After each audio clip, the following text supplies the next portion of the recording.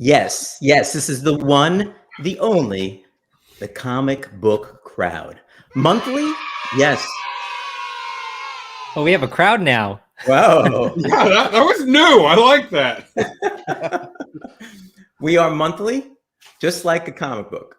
And we talk about a lot of different things, and we have different people on. We got my usual guys. We have Alan Clement Comics. We have Matt Woods Comics. They're here every time, just about. All right. And we just can't get rid of these two guys. And up on that side, all the way over, we have Chuck Hensey, terrific comics and pop culture. All right. Chuck is a frequent guest here, and we love him being on here because he is a smart guy, and I'm not. All right. And believe it or not, as the arrow shows, we have the Jackson Roy Kirk. Oh, good evening, everyone. Good evening. Straight from New Orleans to join us today. Now, Jackson and Matt and I were going to do this as kind of a special one-off. And for some reason, we couldn't. I can't remember why now. But something happened. Matt didn't trust just having me here. He needed more protection. I needed help. I needed backup is what I needed. I don't trust this Jackson Roy Kirk person. Yeah, he did say that. I didn't want to say it, but Jackson, you gave it up, so that's okay. Yeah. So we decided to move it over to comic book crowd, And so I'm really happy to have you guys all here. We're going to talk about Marvel, the MCU to be specific. And some people here don't think anything's wrong with it. I might think there's a few things wrong. But we're going to talk about what might be wrong and maybe what Marvel could possibly do to regain its panache, so to speak.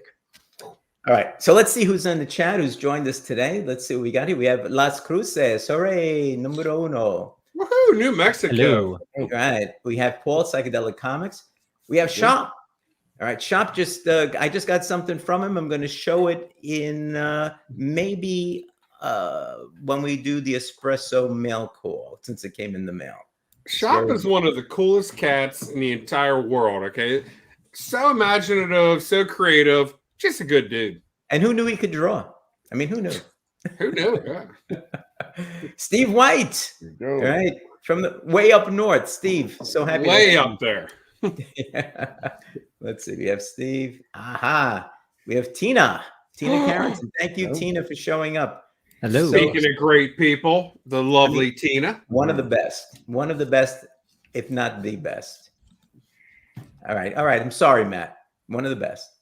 Okay. All right. And here's another great guy. Trev, the shipping bureau. Trev, love you. Wait, Matt, where is it, Matt? Come on. Hurry up. I'm working at it. There it is. There it is, go. Trev. There you go. Trev, fantastic guy, fantastic channel. You gotta watch Trev. It's like so much fun. So much fun. I know. One of the fastest growing channels ever. Okay, great job, Trev. Amazing. Amazing. All right, we got Paul already. Let's see. Maybe we got everybody. Oh, here we go. From way up in the oil fields, Wellbore. Minus 18 degrees or something. Brad, I saw that post, Brad. That was cold, brother. Amazing. But you got to keep it going. One of my favorite people here, Jerry the Jitterbug, comic book collector. Jerry, fantastic. Nice pickups actually from that Instagram guy today. Those Fawcett comics, really nice. Okay. All right. Well, we've got the authority to begin now. Bulldog is here. Thank you very much for the authority. I really appreciate it. What a guy. All right. Also known as the Godfather, Brian LCS. Brian, thank you. Thank you for stopping by. We're starting at 8 so that people can go and watch the other channels at 9. So, and Joe can go to bed. Orderly in the house. Say that, but I stay up late.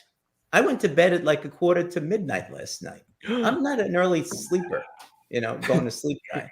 Matter of fact, I don't like that.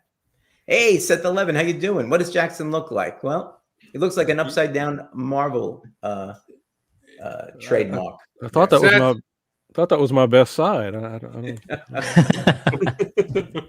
Let's see if we got everybody. I think we did. Sith Orderly's in the house. Well, I'll get to him in a second because Paul is already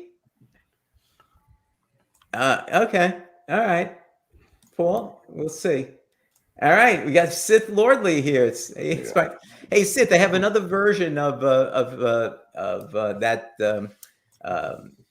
What was it? The Sith person that I made up. I got to send it to you so you could see it. It came out pretty cool.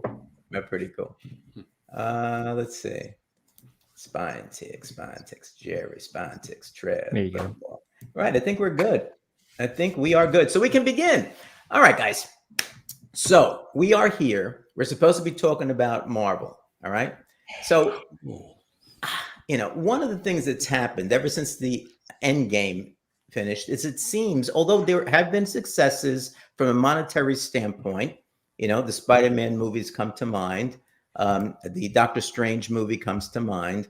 The Guardians of the Galaxy, a few others that have really made super money, I would put it that way. There's been a lot of complaints. There's been a lot of complaints about the fact that the quality has not been as good. The stories have not been as good. And I personally think there's a lot of reasons why I think that this stuff is going on. But I'm just wondering, do you guys agree, that Marvel is in a bad state and needs to change its approach? Or do you think not? So I'll open it up to before I give, because I could talk forever being a lawyer, and I could. Oh, we know, Joe. We know. I'm going to be quiet for a while. I grew up with one of those.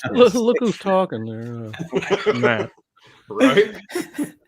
All right. So you guys, whatever you want to do, you guys can start off. All right.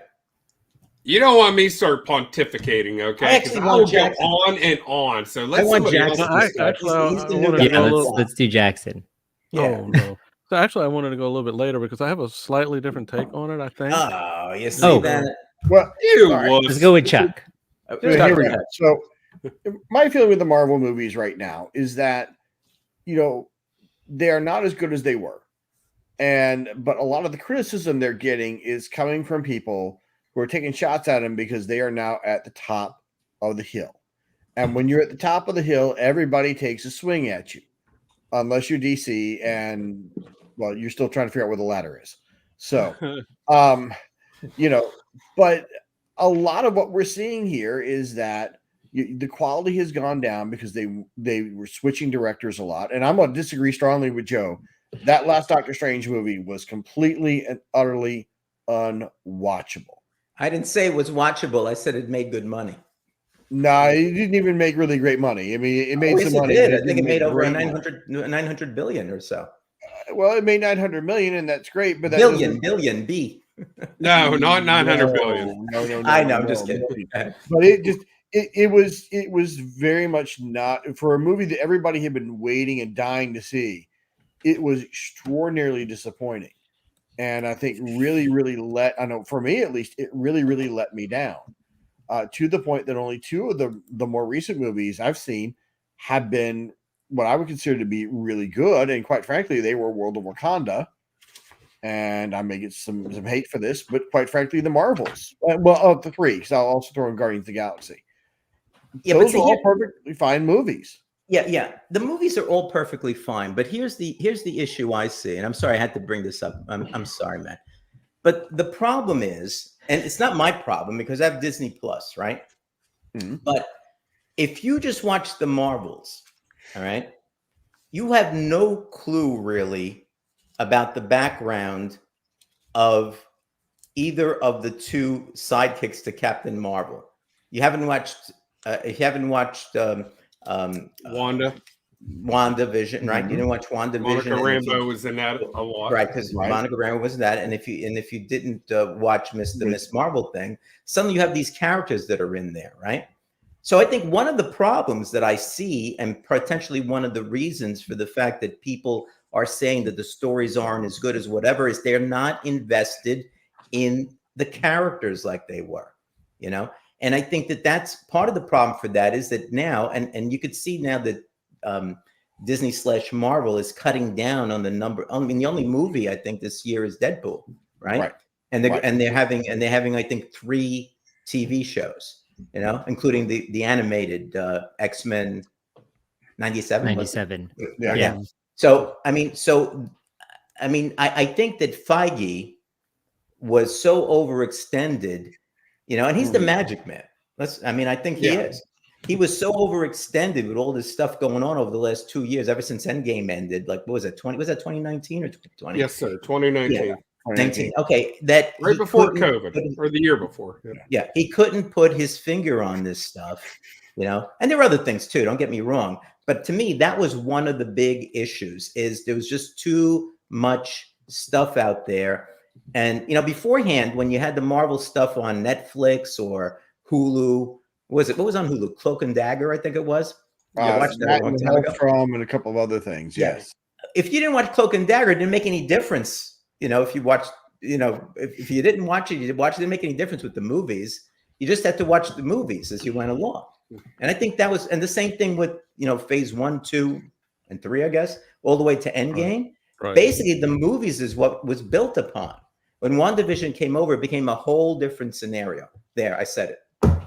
But I think Psychedelic Comics he's making a comment here about the Eternals movie. I think part of what we've also seen is that Marvel had an epic freak out when the Eternals got hammered. Chloe Zhao specifically got hammered.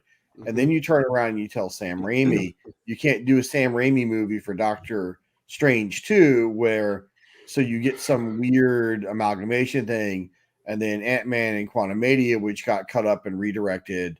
But you then turn around Taika Waititi and say, Taika, you don't even need a script. Just roll a camera and put on some costumes. That oversight you're talking about there, Joe, has just not been there. But I think there was that big freak out of bringing in these star directors and then not letting them be themselves, But Marvel never let them be themselves. Feige let them be themselves. If you read about some of what Feige used to do, Feige and his main people would be on the set every day. Every day. But Feige theoretically was still giving the final A-OK on this stuff, as opposed to... Yeah, theoretically, but I think part of it... the Marvels, I don't think he ever was on the set for a lot of different reasons, right? There was the strike, there was COVID, there was a bunch of things going on. But I think, and if I remember correctly, the Marvels had, when Feige and the other people saw the finished product, they thought that it was unwatchable. And so they had 4 weeks of reshooting scenes and whatever else to put it together. So I think that even Marvel understands that there's a quality issue with their stories with respect to some of these things. And I think again, overextending and telling people you got to watch all the Disney Plus. I know Disney Plus did it because they wanted to get subscribers, and they probably got them. Exactly. Yeah. And they did. They did. I'm still a subscriber. Well, there's a reason. It really is. They put the price up. Yeah, they put the price up recently too, which is annoying. Don't get me started with them. For some reason, my subscription ran out, and I cannot get it renewed. I've talked with them. There's something going wrong somewhere. I'm like, you don't want my money, really? Well, you know what? In our audience, because I know that the executives at Disney Plus are watching the comic book crowd right now. Hey guys, fix Jackson's account, okay? Get him Disney Plus on his TV.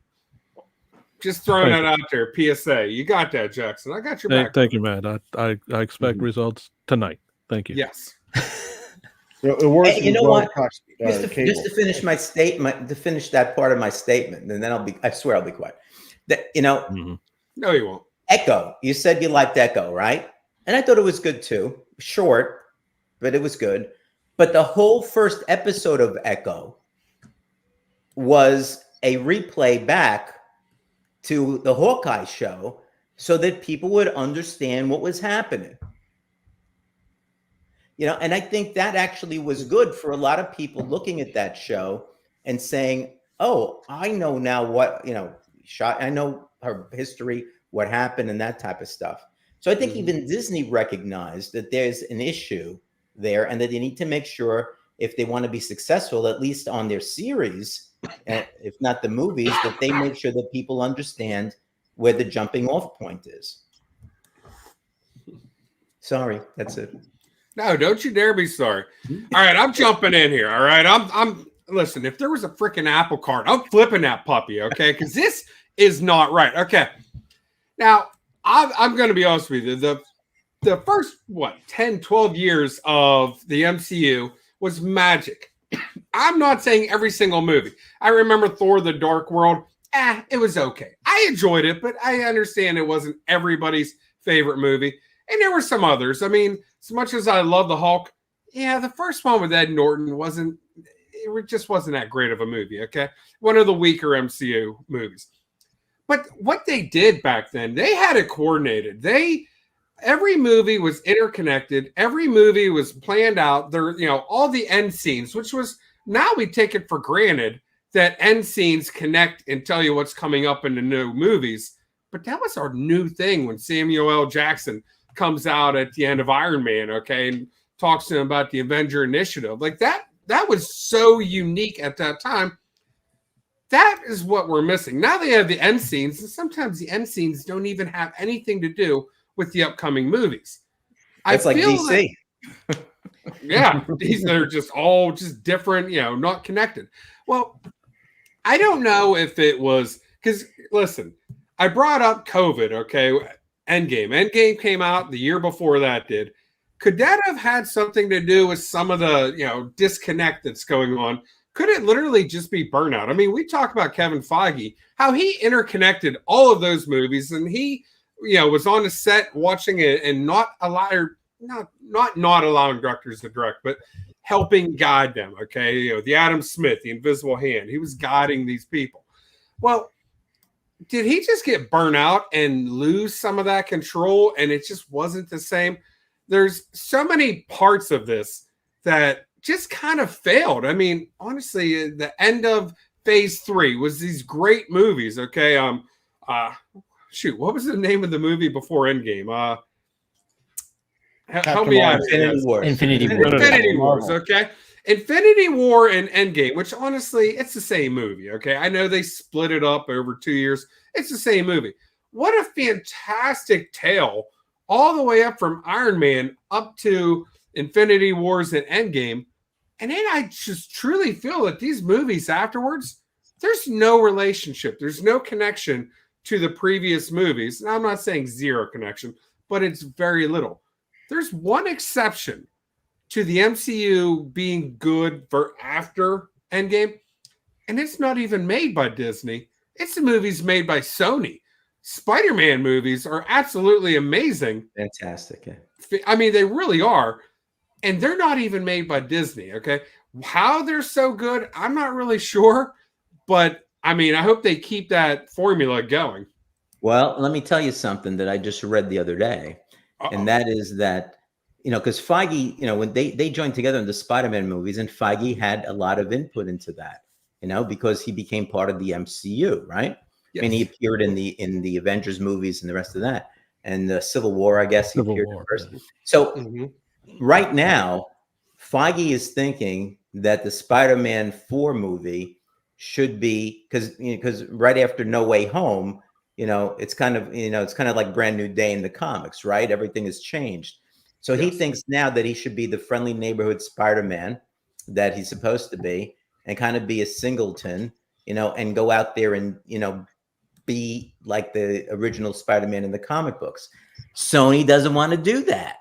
Sony wants to bring back the other two Spider-Men again and do a multi type of thing again. So who knows what's going to happen with Spider-Man now? It could be in a real state of flux, Yeah, I think when I was listening to what you were saying, Joe and Matt, like I think with Feige having that big picture idea, I'm looking back at the timeline of it all. I think there was really a groundswell of like people kind of also getting back into comics and really getting back into books, like 2008 to like mid 2015, right? So you had a lot of people there kind of coming in, and I think one of the biggest things that is a problem now that they did good before is that each of the individual characters they really focus on, right? They've really focused on character development with Iron Man, character development with Thor. I know his whole arc kind of went from serious to funny, and other characters like that. Then when they put them all together, it became like how we read comic books, right? If you read a really good story arc, there's a climax, right? And you can't like, I think what they kept trying to go for is going even further from that climax, and then they didn't let it just like settle. So they kept trying to pull at like all of the successes that they had with Endgame, but we were all like, that was our that's like the culmination of like the last 10 years. When you look at anything after that, the hill climbing comics. I mean, it really was.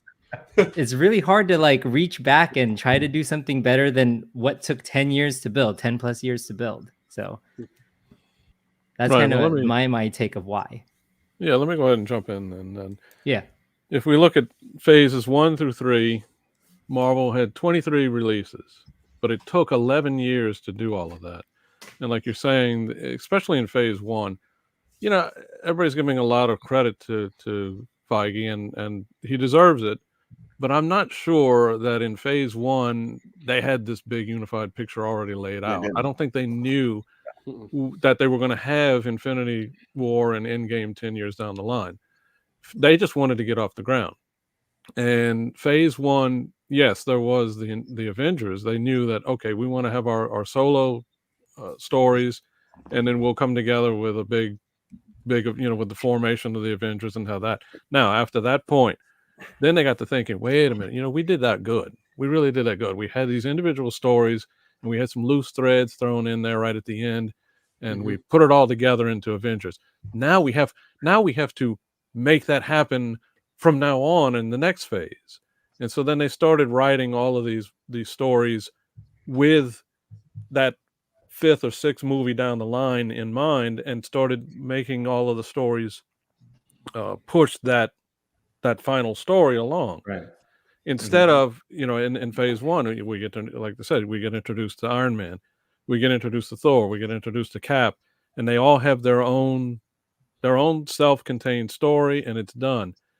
Beyond that, though, once we get through, especially after Age of Ultron, now we're finding all the stones. We got to find this stone and that stone, and and have Thanos be the thread to put all that together. So they were really at that point then starting to make all of the stories, instead of just being individual that come together at a point. Now each of these individuals are just one piece of that puzzle, and they were shoehorning a lot of, okay, well, in Thor you need to make sure this and this happens, and in Doctor Strange this and happens. It doesn't matter, if it fits the story or not that you've originally written. Now we need to tweak and change and rewrite that story. Tell the director, no, it needs to go this direction. It has to have that feel to it, and the director's not really on board with that. Whereas in the phase 1, you let your guys, all the producers, directors, do their thing. It got to be too much hands-on, I think. Now, we wouldn't have gotten Infinity War and Endgame without that. And so good. Okay, fine. We're there. Now they need to top themselves. How do you top Infinity War and Endgame? How do you top this two? Like Matt said, these were 2 movies that really are one, because they were filmed all at the same time. It was almost like, was it Lord of the Rings was done that way, I think? Yes, it was. Yeah. So, look at all those thousands of, CGI characters running out at the end of Endgame. How do you top that? You just got to keep getting bigger and bigger and bigger. Now it's every movie is 5 explosions every 5 seconds. They all have to be epics. Whereas, your phase 1 and phase 2, the solo movies were nice pieces of storytelling. Yes, there's some excitement, but it wasn't all shock and awe. Right. Plus, the thing was, this was new, right? So two things. It was new. So, to me, that first Iron Man movie was really good. But the best part is at the end, when he stands up and he goes, "I am Iron Man." I started screaming in the movie theater too. Everybody did, just like the newspaper people and the TV people in the movie. That was terrific. You couldn't wait for the next one to come out.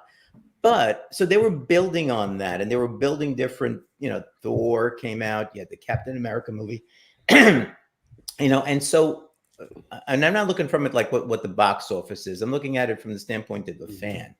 And so every time when I saw the first Captain America movie, you know, my wife is not a superhero fan. She's gone to maybe 1 or 2 movies like that. She's not interested. But I told her, if she's married to you, yes. And then I told her, I said, you would love she's a the good Captain woman. America movie because it's not truly a quote unquote superhero movie. There was a lot of heart in that movie. There was a lot. The story was a terrific story, you know, and I think part of it was that some of the things coming on now you might be right in some respects. They're trying to set up something, but they've forgotten that you need a good story, and so it doesn't come apart. And the second thing I want to say is, you know,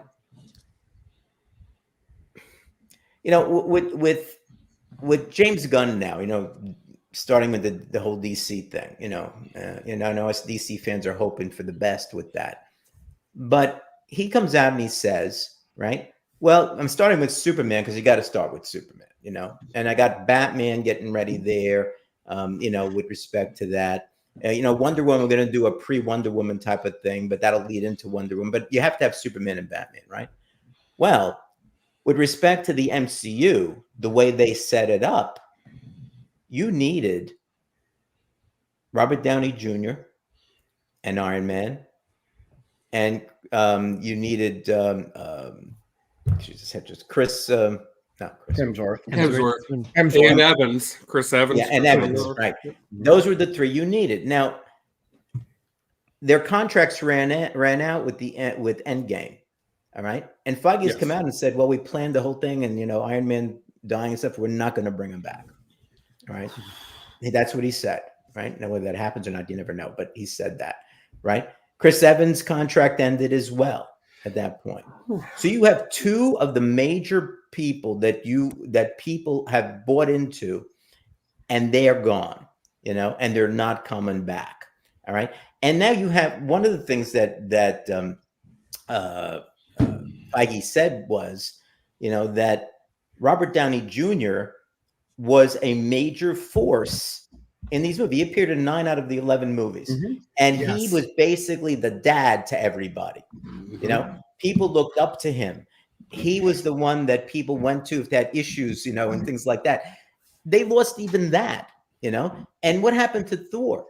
Helmsworth, he became like a joke. Yes. Fat Thor. So the 3 main characters, essentially, which everybody bought into up to Endgame, are lost. And instead of building up the new characters in a logical way, you get like you know, these piecemealed series, which were really filmed almost as a movie, and they decide to cut them up in some way so they can make it a series for Disney Plus. Right. Well, you've also had issues with the pandemic throwing off their schedule. Yeah. And where, you know, they were clearly setting up Sam Wilson with the Falcon and Winter Soldier series, which was quite good. You know, the Captain America follow-up movie with him is Captain America was supposed to have come out originally, a year ago or something? Yeah. And, you know, that would have been the next logical replacement. You're talking about Chris Evans, right? Where you start having Anthony Mackie show up here, you know, in spot after spot. And I realize he's not Chris Evans in terms of fan base, but he's still a really, really talented actor and very, very popular. I mean, you know, we're not talking about some, you know, clown they pulled off the street here. And a quality actor, and it makes a fun story. Sam Wilson in the MCU is such a fun, cool story. Well, and he's been a really great ambassador for the Marvel Cinematic Universe too. He's done a fantastic job with that. And, you know, the other problem Marvel had, which they did not have in the first round, is they didn't have many major actor shakeups. Right. I mean, the biggest actor shakeup was, you know, Chadwick Boseman dying on them because they didn't know about cancer. You didn't have Jonathan Majors being strung out in the courts for a year and a half over stuff. You know, you didn't have a lot of that nonsense going on. You know, you had people mad at Brie Larson because she made some comments, but outside of that, you didn't have this huge controversy over who was going to be acting for you. And I think, you know, they're kind of stuck with that now, where well, what do you do with Kang? What do you do with this? Yeah, exactly. Three Good Nerds. They changed War Machine actors, but it was, there was a little bit of talk about that, but that was before it really all blew up, and I hated that change. Well, yeah, that took place. Okay, great. So there's that too. Yeah, there's no doubt that other things, got in the way. The same thing like with the, the Wonder Woman movie may not have been very good, but it came out. They decided to just put it on, on HBO Max at the time and so forth because of it. So I mean, there's a lot of these things that happen here, but if you look at the stories too, I mean, all right, let's look at the Falcon, as the replacement, the new Captain America. In the comic books, that happened and it went away, but Steve Rogers always comes back. Yes. I mean, I got back into Captain America right after the Winter Soldier thing when Cap was shot, supposedly, on what was it, on the Capitol steps or whatever it was. Yep. That caught my attention, and I said, "Oh, let's see what happens." So I picked it up, and they said he died. I said, "Okay, so I'm interested now," And so when Bucky became Captain America, although he didn't have the same strength, he just had the arm, and stuff like that. And was the Black Widow, was she the one that was like with him? I forget now because she was with him at the time. Yeah, I love that. I love that whole storyline. But Steve Rogers came back. Exactly. And he's not coming back in the movies. Right. So you got to make sure that you do, the Falcon character the right way. And yeah, maybe they got thrown off on this and what have you. And I agree that could be an issue. But I think the Falcon and the Winter Soldier, one of the problems, I watched it and I thought it was good. But one of the problems was that they weren't really episodes. I mean, they weren't episodes. When you came to the end of something, they could have just, the next show wasn't like, oh, what happened at the end of this episode? Let's go to the next step. It was almost like they got, and I don't know if this was the case, but it looked like it was a 2-hour movie or whatever, a 3-hour movie that they would have had and just cut it out. Right. Yeah, they did. I'll agree with that. The MCU shows, they're just like you said, they don't wrap up very well per episode. They don't have the big cliffhanger ready to come whenever you start the next show. But how do I put this? They lost some type. Like Jackson, you say they were too connected. I don't know. I feel like there's a little just disjointedness, not so much with the shows, not so much with the movies, but just I don't feel that people are communicating. She-Hulk, listen, there's a part of the She-Hulk show that I liked, but it got so far goofy. Disappointing. It was so disappointing at the end. It went off of everything we've ever seen. And guys, I'm going to bring up a scene, semi-political, and I don't want to be political because I don't like being political, but there was an agenda because we've seen Daredevil, okay? We've seen Charlie Cox's version of Daredevil, and he's doing a walk of shame. Now, I didn't find that appropriate. If there was a woman who was doing a walk of shame in that movie or the TV series, I would find that extremely offensive. It's just not right to portray people like that. And they went and tried to make it a political statement, and it failed. It failed miserably. It wasn't this character that we were used to. They just pulled this out of left field, and we're watching this, and we're like, this isn't anything to do with any show, any comic book that I've ever read. And, I start to do some research on the director of She-Hulk. She literally says she doesn't even read the comic books. She doesn't like them, but yet she's in charge of a multi-million-dollar property that is literally based upon comic books. Like, how did they allow her to get that job? Like what happened where there was I'm going to call it a mess up. She should not have had that job. I'm sure she's great on so many other projects, just not one involving comic books when she literally talks bad about comic books. And then they put themselves in one of the episodes as well. You go in that room with the writers and producers, and so they look at me, look at me. I'm like, really? Yeah. Now, here's the thing I'm saying about some of the TV shows. and they're doing it somewhat to the movies with the TV shows. I didn't mind so much that they were going to take that different approach with She-Hulk. It just turned out to not be that good. They were trying to mimic, the funnier version that Byrne did in the comics. Right. And then we didn't mention other ones like Moon Knight, of course, Ms. Marvel.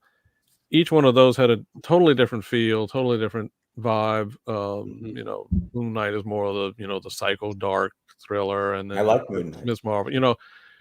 So they're trying to appeal to different audiences with each of these individual series. So someone who is in love with the Moon Knight series won't find anything appealing possibly about Ms. Marvel, and definitely about not She-Hulk. Whereas people who like sitcoms or whatever, they might have enjoyed She-Hulk better than any of the other ones. I get that they're trying to go for different approaches, so you have to go into these thinking with the series that they're trying to branch out, trying to do different genres with the characters, and that's fine. I think maybe what they're trying to do is eventually, when we pull it all together in the next Avengers movie, when we have Young Avengers or Avengers Next, now we're going to get all these different populations together in the theater. Oh boy, isn't that going to be great? The person who wants the dark stuff, the person who wants the comedy, you're going to get all that together. So individuals who, WandaVision and Loki, those are my things. So that's why I'm going to, get on the internet and talk badly about Ms. Marvel and She-Hulk, because it's just not the same. Right. You got to go into this realizing that not all of the movies are going to be exactly the same. We got that with Iron Man, Thor, and Captain America in the beginning, because those were all, quote unquote, superheroes. And now we're actually getting, and something else I wanted to bring up was, these movies, they're comic fans love them, but hey, come on, this goes out to the general public. You have to be able to make them happy. That's where, all your money's coming from. Right. And with Iron Man, okay, for the first movie, Iron Man, okay, yeah, I know about Iron Man. Oh, Captain America, yeah, I recognize him, and we've already had Spider-Man. And okay, the Hulk, yeah, we know the Hulk. Now I thought Marvel's first misstep was going to be the Guardians of the Galaxy. It's like, who knew about them? Only diehard, and it's not the original Guardians. It's the Guardians it's not the Guardians from the 70s, right? The Guardians from 2008. Yeah. I thought that was going to be a big misstep, but I think the general public liked it because it was more sci-fi, spaceships, and that's Star Wars. We can get into that. But they were unknowns. Yes. Even though they weren't, but now when you introduce Ms. Marvel, Monica Rambeau, who are these people to the general public? And you're going to. I thought they were going to lose them, like I said, with Guardians. I thought they were going to lose them with the multiverse. I mean, now you're really, only the real geeks are going to get into all of this and follow the variations of all the characters. The general public's going to start losing interest in that. They better end, or hopefully they have ended the multiverse and got that over with. I think you make a good point in terms of what very good point. You're looking to expand, the people that are there. But then what happens to me, what I think is then you're not thinking about who your audience is. Because if you're all over the place, you're not going to get everybody, So who's your audience going to be? If you're going to do this slip shot, we'll do, a comedy here and Three Good Nerds, basically said, that his wife liked it and so forth, enjoyed all of it because for an entertainment, like She-Hulk and all that. And I like She-Hulk as a character. And I know she pierces the fourth wall all the time, but I just didn't think the story was that good. And I didn't, and Daredevil was supposed to be just kind of this one-off silly Daredevil to fit into the comedic, I guess, aspect of that. But someone like me, when it looks at that, I could laugh at this stuff and think it's, it's funny and that's okay if the story is cohesive, and that story wasn't cohesive. So I still think that the quality, for someone like me at least, was not there. maybe for someone, that hasn't seen it before and was looking at it as it's, just a comedy series, that might be fine because the characters are, what they are. I kind of liked the fourth wall. I did. I thought it added a nice little element to it. It was just a weak story. I mean, you can have funny elements. You can mix things up. Jackson's talking about it. It doesn't have to be the same, but like you can mix things up. You still need a good story. No matter at the end of the day, if the story is not good, you're not going to enjoy it. Well, and this is where you need the stronger editors to kind of stand behind and to make a decision with the directors as to what they're going to do. Where instead of you having, a 4-hour director's cut like Taika Waititi said he had for the last Thor movie, and then trying to pare that down to a 90-minute something or another, you can't do that. Mm-hmm. And, but to get to what Jackson was saying, though, I think they did a lot of the different genre branching even early on, where you went from a straight superhero movie with Iron Man to a World War II movie with Captain America, the first Avenger, to, sort of a almost, Shakespearean type of thing with Kenneth Branagh directing, the Thor movie, to your space comedy with Guardians of the Galaxy, to your 70s, spy flick with Captain America's Civil War, all of those different things worked well so long as you could handle the fact they were still basically a comic story. But I think with the critics right now, the expectation is so high from Marvel that if it's not perfect and it doesn't stick the landing, then it's immediately seen as a disaster. And, right.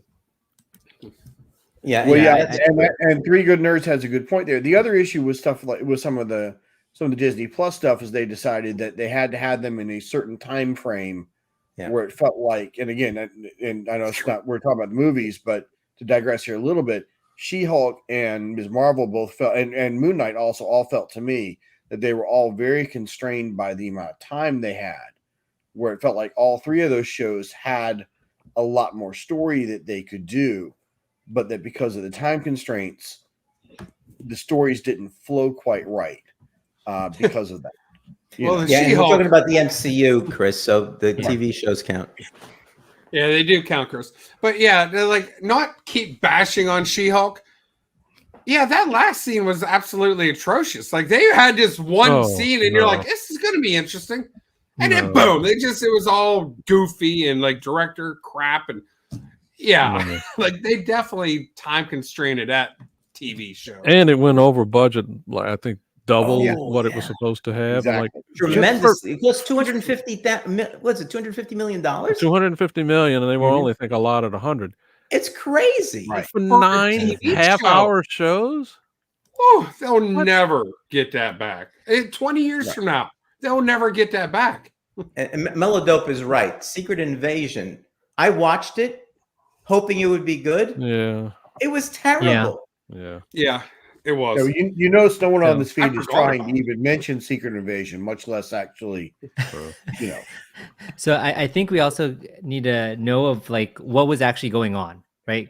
Why was there a writer's strike? It actually opened up my eyes to a lot of things that were going on, where there was, what I've heard is there in the writer's room, there was no like single direction for a lot of the things that were going on. Right. Maybe it's Marvel, maybe it's everything that was going on, but I think like during that time we're getting a mix and mash of like different ideas, different storylines, and that's why there's so many rewrites, so many reshoots all going on at the same time.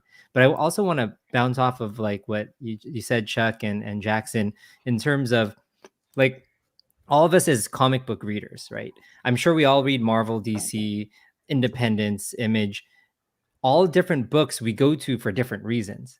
And I feel like, yes, a lot of the movies and shows could have a different tone, different feel to it.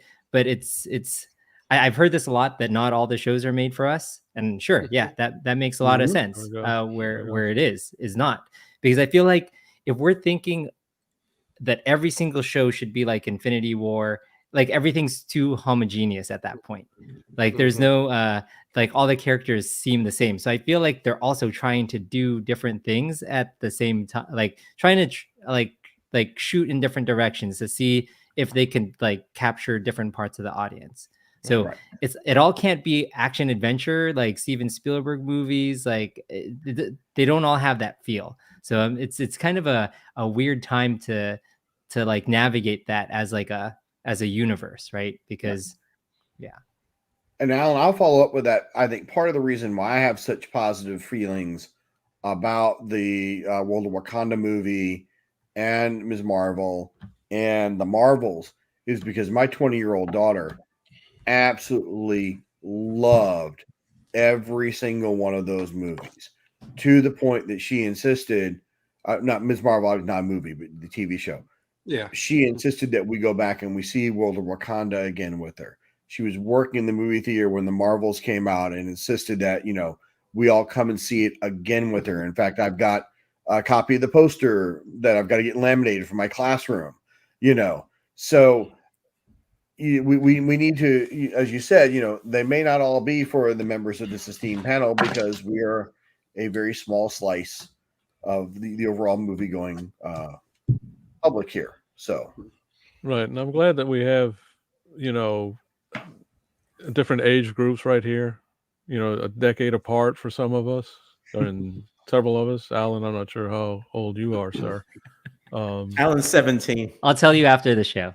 Okay. So I mean, we're before he came in. we're closer, in this group, but I mean, generally, entertainment is targeted for the 18 to 34-year-olds, and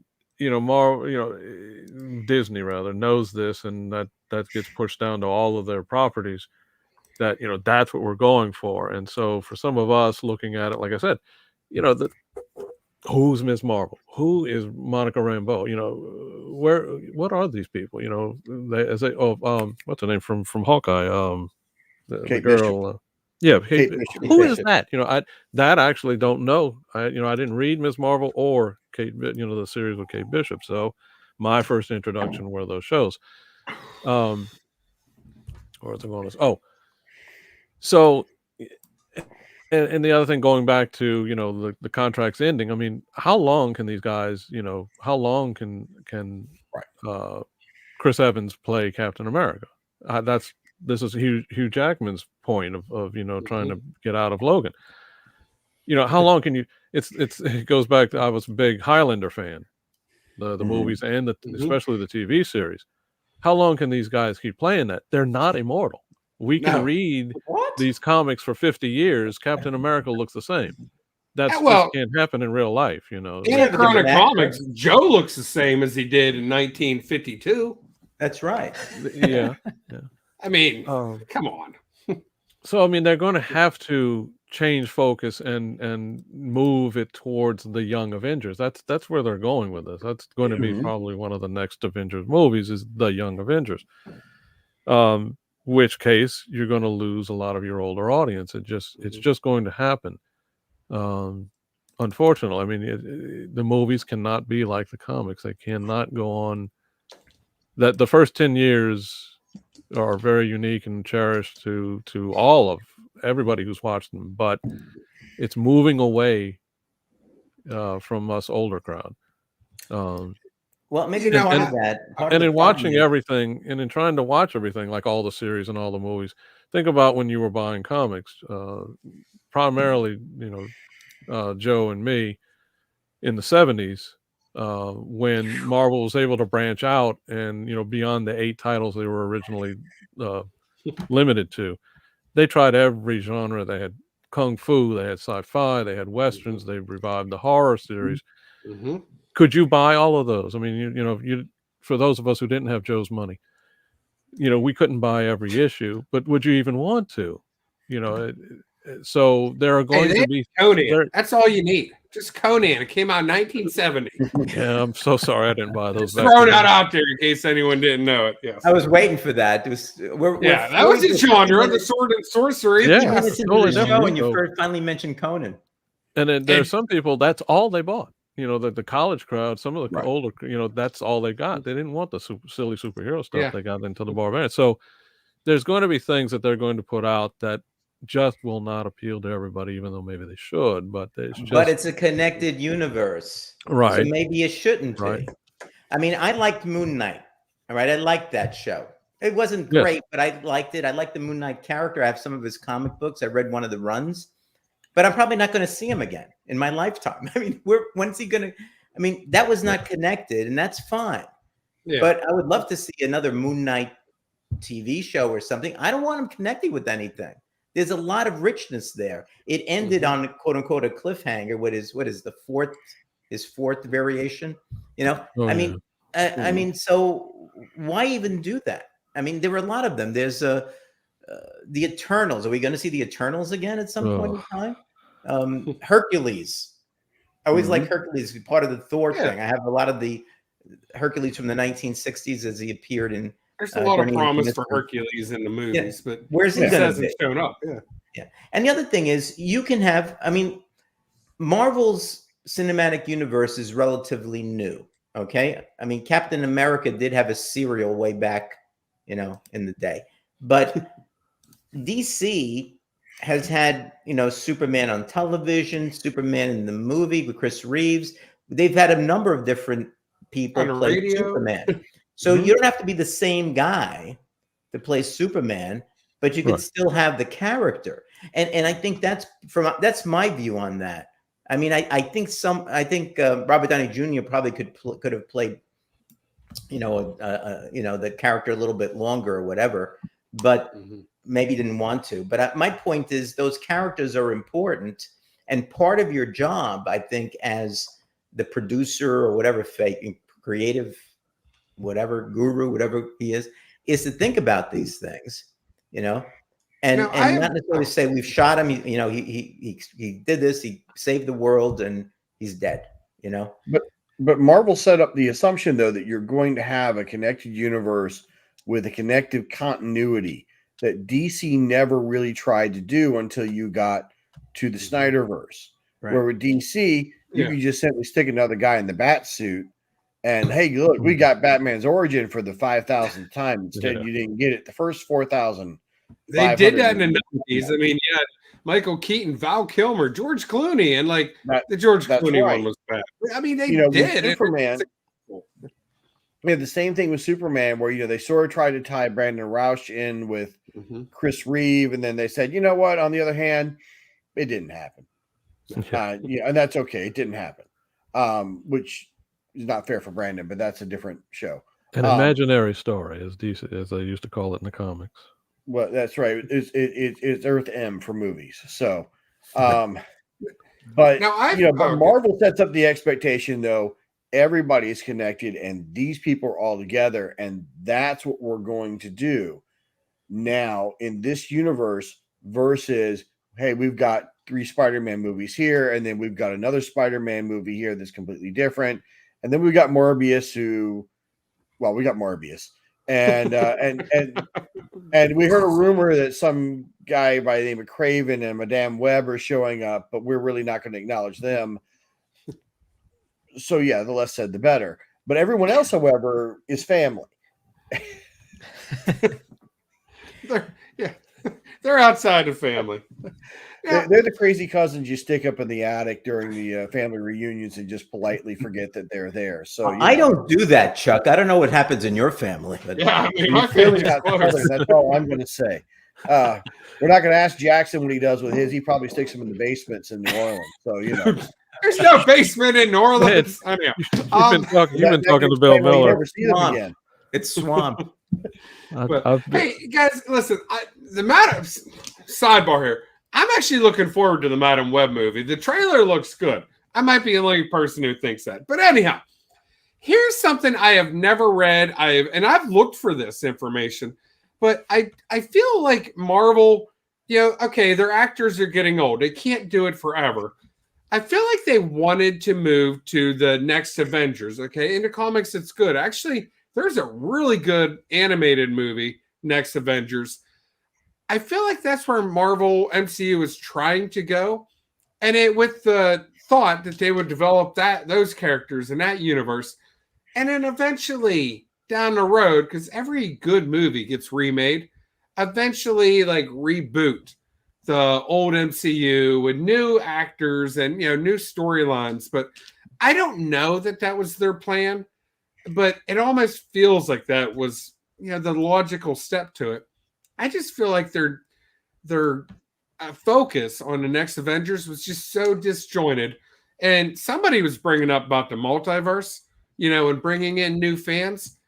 That was the most, like, for somebody that understands the multiverse and comic books, that was the most complicated, convoluted storyline for somebody like me to follow along.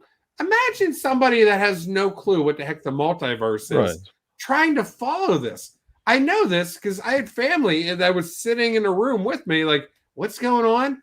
Who's this character? What's this? What's a variant? And I'm like, I'm spending more time explaining this kind of stuff than even enjoying the show. Like, it really was a disaster. Storyline was so and you're not sure just how did all that happen. Was it Wanda going berserk? Was it Peter Parker confusing? Oh, it was so stupid. He's confusing Doctor Strange as he casts a spell. Really? The Sorcerer Supreme messes up a spell and opens up doorways into the multiverse because Peter can't keep his mouth shut. That was so stupid. Sorcerer Supreme, now we have Loki. The second season of Loki ends, and we see, okay, so this is how the multiverse got started. So how did that get opened? How did any of that actually get opened and leaked? One universe into the other, and then now we're going to need Secret Wars and whatever to go fix it all. It's a disaster. I mean, it really is. They should have. And who was it? Wait, I just saw it in the chat. Somebody mentioned that it was just cheapens it. There we go, Seth. Yeah, I think that it cheapens it because, hey, guess what? Oh, the fan. You know what? Our sales are slipping. We need Robert Downey. We need Iron Man back. Oh, let's just go pull him from Earth 27 over here. There he is. You can pull anybody back now and say, well, they weren't dead in that universe, so we can have him over here. We didn't bring him back from the dead. He just never died over there, and we got him over here. That's just weak storytelling. I mean, you had it right on the head, Jackson. We can write anything now. I mean, as it is, I have a friend of mine who hates magic because you can just and now this is fixed and that's fixed. You just cast a spell and bam, everything's all good again. So he thinks that magic is just an easy way to get your stories fixed. Well, the one weakness, the multiverse. The one weakness at Endgame was the time traveling. They could just fix anything for whatever. Keep doing it over and over until they get the result. It's the same thing as magic. Just weak storytelling. Yes. Yeah. But you look at what Manny's saying in here about the hate reading and stuff, and I think that we've seen, and I know we've talked about this before here about comics too. You've got that going on with the movies right now, and so you had these people talking nonsense about Black Widow and about a bunch of these movies long before they came out. Yep. So all of a sudden, for the general public, if you go YouTube and you search comics movies, what do you get? You get certain channels, which will not be named here, so we don't get Joe Flame too much, that come up, and all you get is negative. So that by the time the movie comes out, what's the general public going? Well, the thing must be an absolute cluster nut, because all I've heard when I go onto YouTube or when I look in the media is negative. Oh, wait a minute. There was a Vogue article about the three actresses for Marvels that said they all liked each other. But guess what? I watched Jimmy Bibby 525 on YouTube talked about how evil they all were. And clearly Chuck, Jimmy Bibby knows more than Chuck, Vogue. Welcome to the DC land. Because every one of those movies were badmouthed before they began for a number of different reasons. This is true about DC movies. And frankly, they some of them had problems, some of them did not, and they were generally good movies. I think Marvel, they're generally good movies as well. Some I like, some I don't like as much, you know. And my point is not that the movies are bad or what have you, but my point is that from a standpoint of a comic book guy, you know, with some familiarity, you know, with these characters, that the story, I don't even care about the connectivity. But if you're going to do it, you have to be smart about it, like you were in phases 1 through 3. And I don't think they're smart about it now. And if they're going to make, if a story means something to whatever you're, you know, in 2025 and 6, whatever event the Avengers movies are supposed to be, then, you know, then do it that way. But have a good story. We talk about that on the DC side all the time. You know, I don't care about the connectivity. I don't care about that. Just have a good story, you know, like the first Wonder Woman movie was a good story, you know, and it gave you like, it paid off that photograph that was in Batman v Superman. That was the only connectivity there. It paid off a photograph at the end when they took the photograph and go, oh, that's the one they looked at. You know? Okay, great. So there's your connectivity. But the story was very good, you know? I mean, that's, you know, that's part of it. And I think sometimes some of these are not very good. Not saying they're bad. And some of the TV shows are just not my cup of tea. So maybe you're right, Jackson. You know, it wasn't for me, but I got to watch it if I want to know about the continuity. Right. So I have to watch Miss Marvel, which I thought was okay. You know, I have to watch Miss Marvel, which I thought was okay. You know, nothing really great. And then when I saw the Marvels, I understood what was going on generally, and I thought the movie was fair. You know, at best, it wasn't a great movie. You know, and so to me, that's part of what I see here. And I'm saying, why, if the movies before Endgame were all so good, are they just universally praised pretty much, you know, why are these not the same? And I remember the reasons as to why. I remember Thor 2 and Iron Man 2 getting raked over the coals pretty badly. I remember my wife walking out of Thor 2 and not coming back and deciding that her life was better off having made that decision. I didn't hate that movie, but it was one of the weaker, it's phase 1 movies. Yeah, bottom of the first 10 years. Yeah. So how would we fix this? I'm watching Steve in here. He's like, well, this is productive. You guys fixed everything. Not yet, Steve. Not yet. Not yet. Nope. We're coming to that. And guys, I do want to say this. Manny has a really good point. You know, bashing reading comics, bashing watching, comic book movies. That is all the rage on YouTube. And without a doubt, this show is kind of being a little negative, but it's coming from a different place. I know the 5 people in this panel, I guess 4 and this guy. I don't know if you'd call me a guy. But anyhow, I know that we love the comic books. We actually love the movies.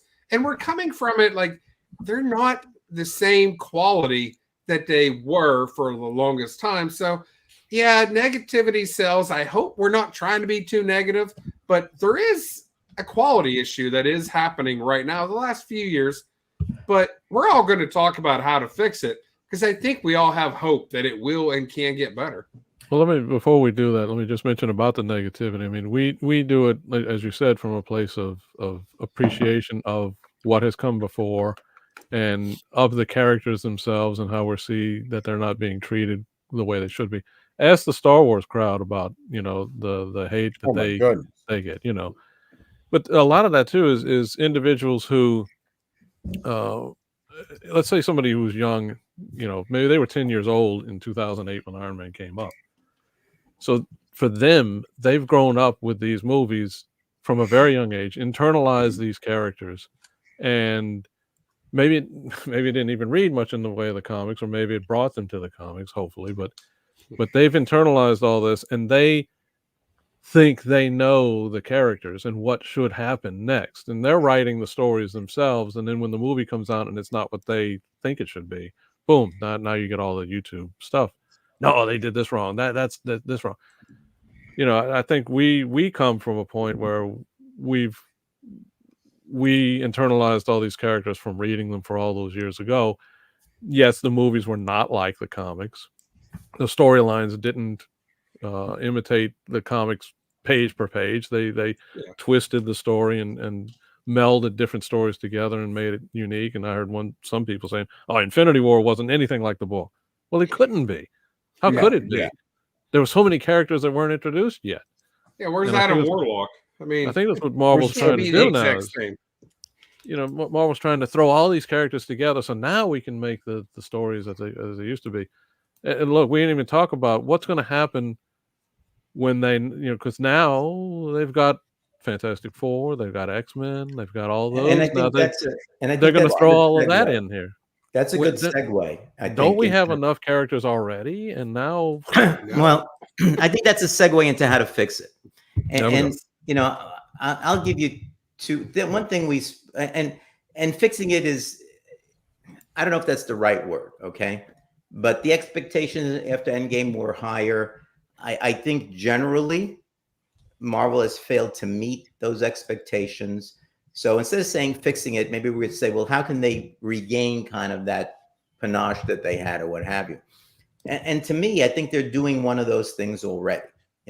One of them is to reduce the number of TV shows and movies so that Feige, and I go back to him, can have the control that he's supposed to have so that the stories are quality stories and meet whatever kind of magic is in his head with respect to getting to the Avengers. And getting the Avengers back in is important. I mean, essentially, look, something like Captain America Civil War, that's an Avengers movie. That's the way I kind of look at it. Oh, it is. So, Age of Ultron was an Avengers movie. I mean, you've got a bunch of these different things, that are there that really were kind of the Avengers. They were together there. And you don't quite have that now. And I think that's what they have to get back to. That's number one. The second thing I will say, and I think it was Pretty Fly that mentioned it. Yeah. He mentioned reboot with the X-Men. Okay. Yes. I think the X-Men and to some extent the Fantastic Four are really important for them to get that interest back in. And the key is going to be if they do it in a quality way. And I think that's where Feige really has to focus in. I mean, he could finish what he's doing now, but he should bring them in a way that makes a lot of sense, because as a comic book guy, that excites me. So you can have your stories for like the 18 to 34-year-olds or whatever else. But to me, I'm interested to see how are they going to do this and how they're going to bring them in. And I hope it's not disappointing, because I think that would be really, really significant for me. And to me, those are the two things that I think are the most important things to bring Marvel back, to where it was in pre-Endgame. So I'll let you guys know that.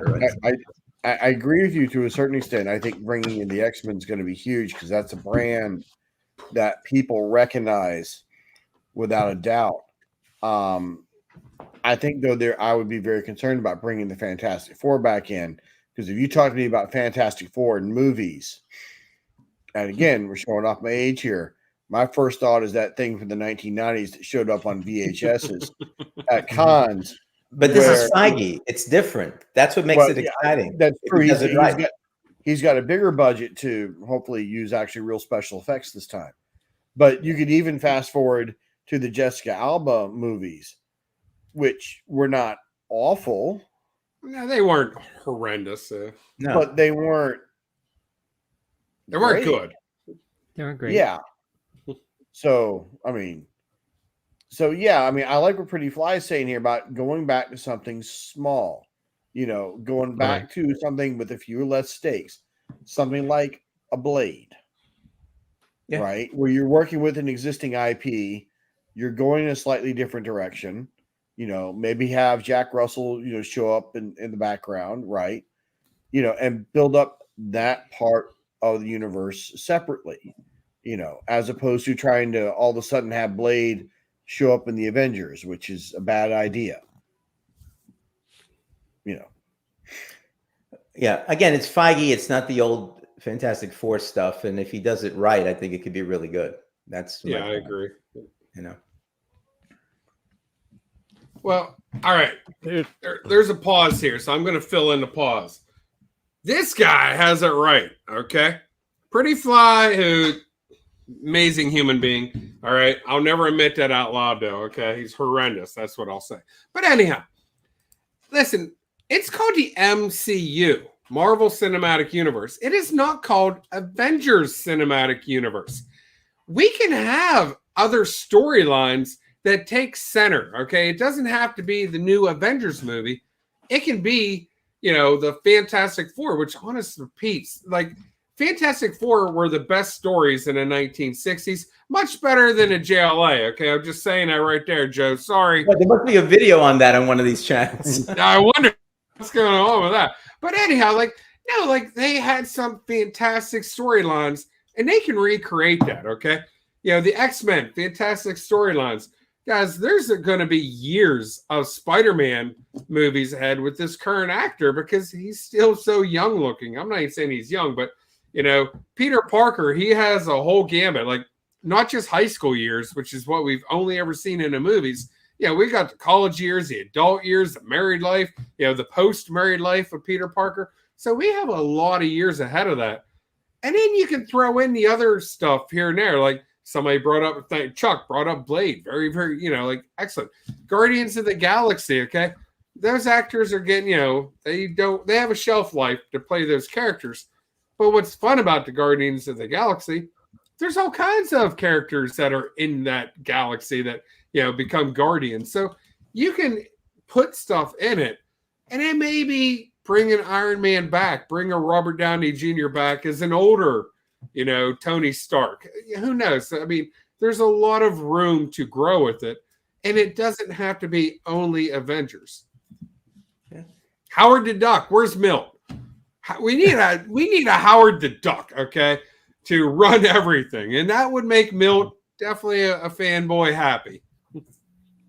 Well, I want to hear Alan and Jackson's take on fixing, but and Chuck, if you have any more, but something came up. If anybody here has been watching Superman and Lois, there was a big reveal in the last season where Lois's father, General Lane, says to their two kids, because in the Supergirl TV show, Superman and Lois had one child. When the show started, they had two, the twins. And it was never really quite explained. And you still felt, well, there was a connectivity because they were the same Superman and Lois, the same characters. They're in the Supergirl show, and in the crossovers. Well, what he gave away was, he tells the kids when he's talking to them, he says, I've been to some other universes, because that was prevalent in the first season of Superman and Lois, that there were other universes. Because I've been to some other universes where there are so many superheroes, you wouldn't believe it. Here, we're lucky that we have Superman. So what happened was, you had that particular show now was in its own universe. You didn't have Supergirl, you didn't have Green Arrow, you didn't have the Firestorm, you didn't have all the rest of those heroes. So they were able to tell really good stories, fantastic stories, putting twists on some of the things that we as comic book fans of Superman were well aware of. But they did things in such a way when you looked at it, you said, holy shit, look what they just did.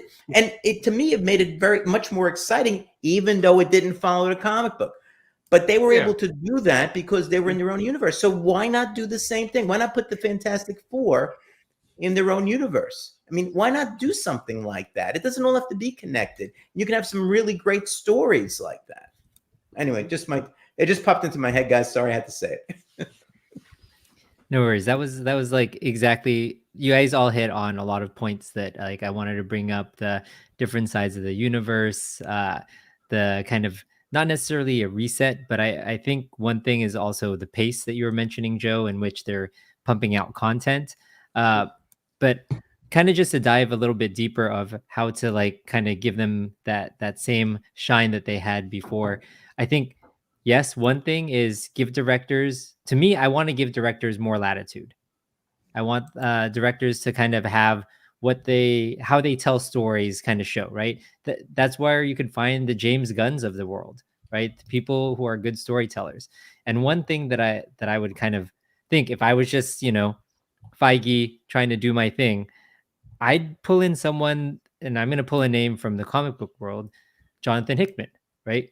So he's done really good storylines, but he's also left lots of strings that could be pulled on later if you wanted to, right? So it's still a contained story. It's a really good story, but he's allowing, if you're passing on like a trilogy to another director, you leave it with strings attached, so you could they could pull on it, right? You kind of you guide and like you put the path in front of them, but I think they need to go back to smaller stories, like someone said, less stakes, and just like make a good storyline for just don't make it a hugely connective universe if you don't have to. Jackson, you want to bring us home? Yeah, well, both of those points. Try and make it. Just trying to make good stories, and like Alan says, leave some crumbs, leave some strings that a good writer later on can pick up on and go, oh, let's take this, let's take this, let's take this. Now we can create a story based. I'm thinking about writers who have done this in the past in the comics. Look at Jim Starlin, how he could take threads that were left behind from Warlock, from some other characters. Later on, when he brings Thanos back in the Silver Surfer, he builds on a lot of the Silver Surfer stories that had come before it. At that time, none of that was thought out. It was just a writer who could take elements and say, okay, this was good, and let's build upon these portions of the stories and make our epic based on that. The other thing is, I mentioned earlier, and I think everybody's talking about, not every movie has to be an endgame. Not every movie has to be an epic. Certainly the TV series don't have. Look at the Netflix shows. None of those were epic, bombs going off every 5 seconds. You're not. But here's the thing. If you were to produce, now TV shows, I think you can get away with going small, going back, because again, if people have been following along for years, they kind of got used to that with Netflix. Now, Disney Plus, they've seen more, like we said, those are basically just movies that are cut up into pieces. Yes.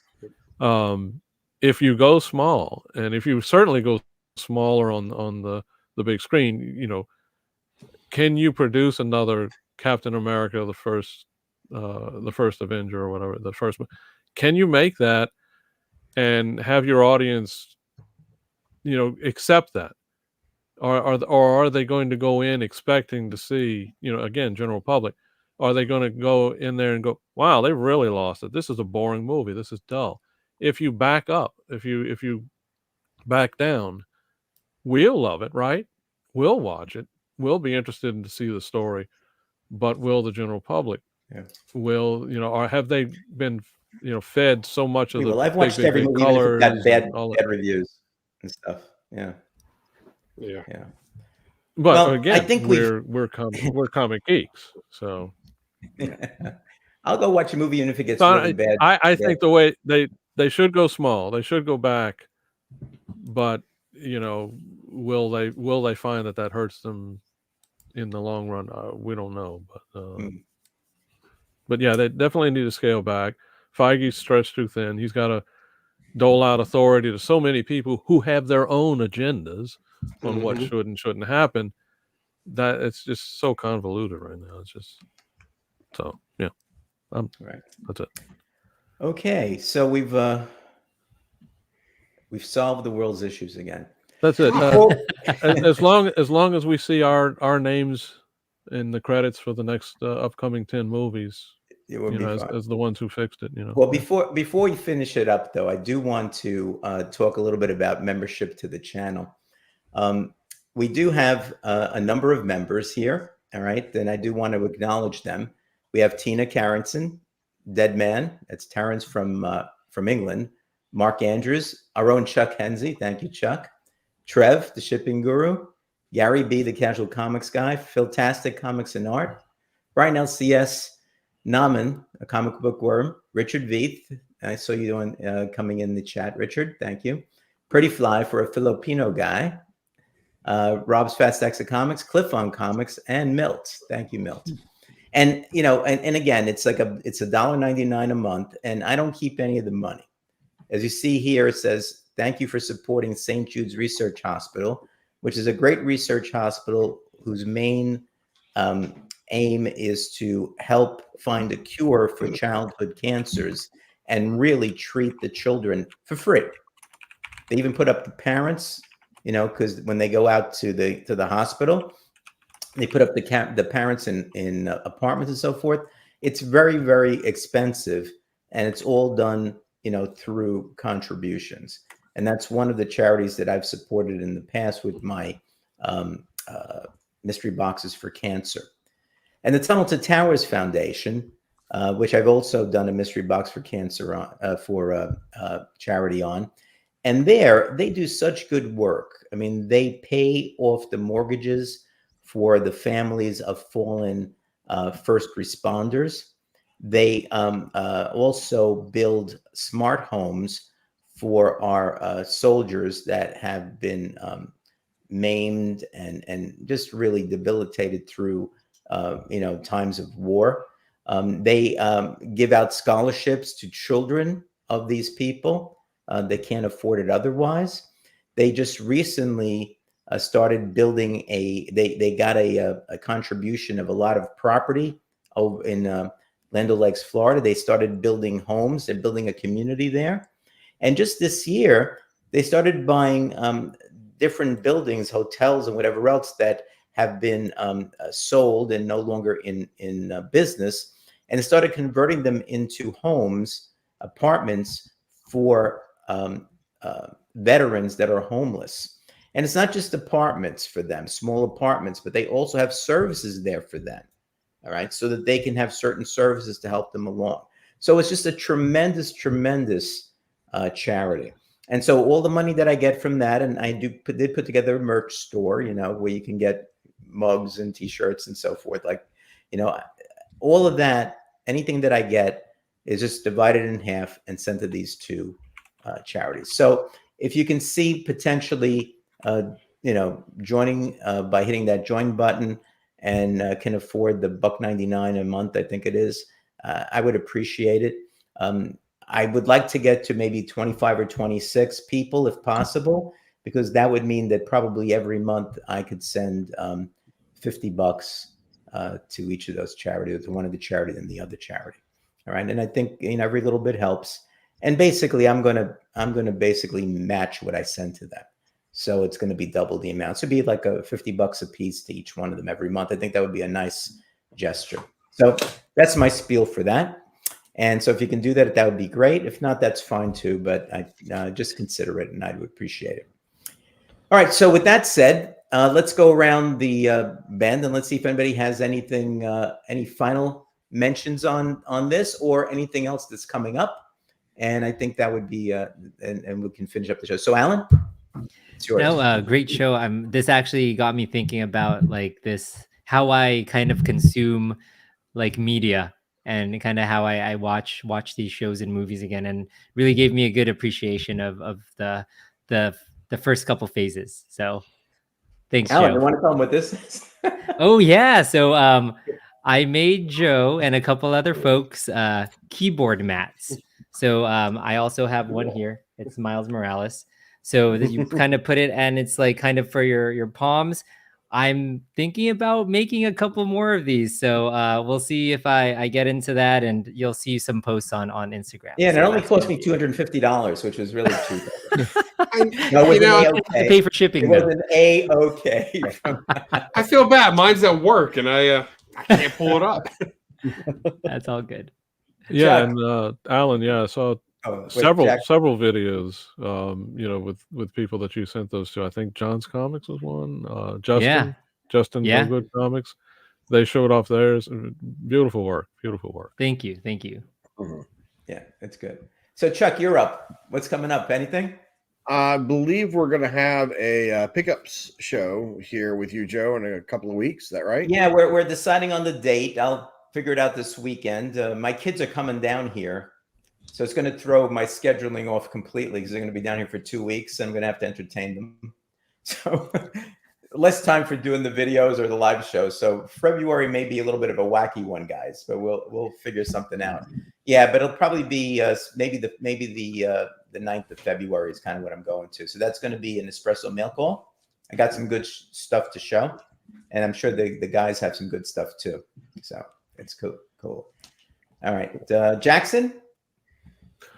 Well, if anybody's ever decided to look over at my channel and be amazed at how much junk can be put on the internet, if you have some little ones that need to be put to sleep, anyway, check out the videos that I have. I don't have anything. I haven't posted anything in a little while, and don't know if I'm going to have anything anytime soon.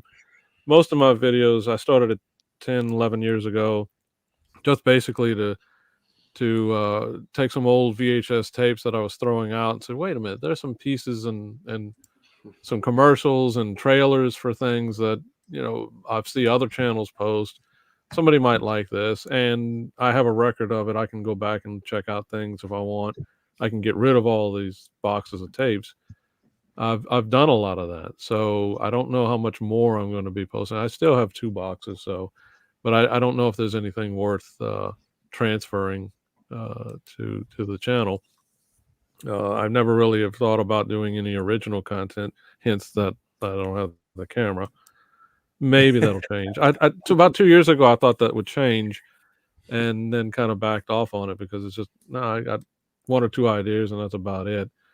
So I don't know if I'll ever do any original Jackson, content. here you go. This is the key. All right. If you have any original ideas, I'm working with somebody down the road right now on an original idea. You're welcome to come on my channel and put it up. It's fine. But you do need a camera. Thank you. Yeah, you don't use a phone. I'm using my phone right now as my camera. I tried to do that and can't figure it out. So it's called YouTube.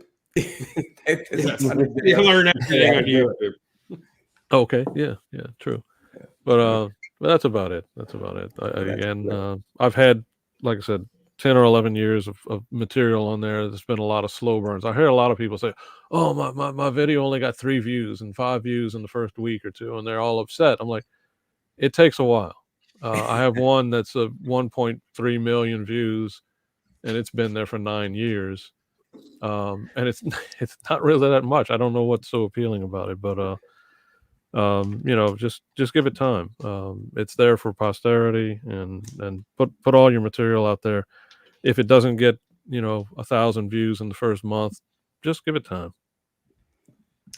That's good advice. Mm-hmm. Mr. Matt Woods, what's going on with you, my friend? You know what? I'm glad that we all came together and solved one of the world's great, travesty and issues and fixed the MCU. I mean, we could have wasted our time on world hunger and peace and stuff like that, but we decided to really, truly solve the life's real issues and tell Disney and, everyone else that wants to hear how to fix the MCU. So, guys, the collection that we have here, the 4 gentlemen and myself, I absolutely love coming on here every month and seeing you guys. Okay. Al, Joe, you guys are fixtures in my life. Chuck, you're becoming a fixture in my life. And unfortunately, says Jackson Roy Kirk. Okay. And hopefully we can correct that and quit having him on here. But, it's all right that he was on here the one time. You're the, yes, you've grown on me in ways, Matt, that medicine can't help yet. Yeah, right, you're that pain in my rear that I just can't seem to get rid of. Thanks, buddy. I can mute you guys. You know that. That's for I love Jackson Roy Kirk. Great guy. All jokes aside. That's for Milton Richard, who said we didn't do that enough this evening. Yeah. So we've been on for about an hour and a half, which is longer than my usual. You're going to turn into a pumpkin. But it was good. But it was such a good conversation. I thought it was really fantastic. So again, I want to thank you, Chuck and Jackson for coming on to this, our special guest. I really appreciate it. And my cohorts from day one, from episode 1, which this is 27, I think. Wow. Alan and Matt, thank you so much. Yep. Alan's on the original mugs that I made. Just yeah, there we go. Original mugs. It's only how much? 5 or 6 of them, I think, I guess, in existence. That's it. So you're there in a mug for posterity. Smash. So, yeah, Richard, we're glad you were here too, as well as Tina and everyone else. Thanks again to everyone in the chat and everyone here. I appreciate you guys showing up and showing us some love. It's a lot of fun for us to do this. And the fact that you guys show up and listen to us talk about this stuff never ceases to amaze me. But thanks again, guys. So we're going to say good night to you. Have a good weekend. Take care. Bye-bye.